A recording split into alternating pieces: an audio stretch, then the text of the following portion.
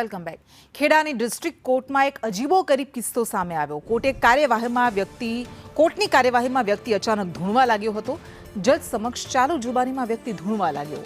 36 second સુધી ધૂણ્યા બાદ વ્યક્તિ શાંત થયો હતો અને શાંત થયા બાદ કોર્ટે પુનઃ કાર્યવાહી શરૂ કરી। વધુ વિગત સાથે સંવાદદાતા કરુણેશ આપણી સાથે જોડાઈ ગયા છે। કરુણેશ, આ અજીબોગરીબ કિસ્સો કોણ હતો આ વ્યક્તિ?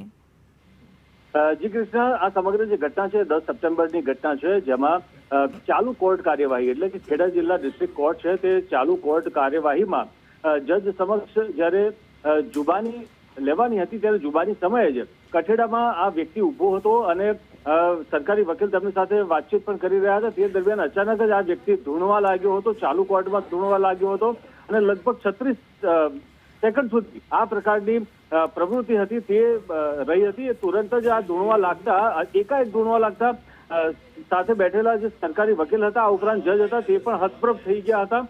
તો તુરંત જ જે સુરક્ષા કર્મીઓ હતા તે ત્યાં પહોંચી ગયા હતા કોર્ટના કઠેડા પાસે અને આ વ્યક્તિને પકડી રાખ્યો હતો અને 36 સેકન્ડ બાદ આ વ્યક્તિ શાંત થતા કોર્ટે પુનઃ આ કાર્યવાહી શરૂ કરી હતી।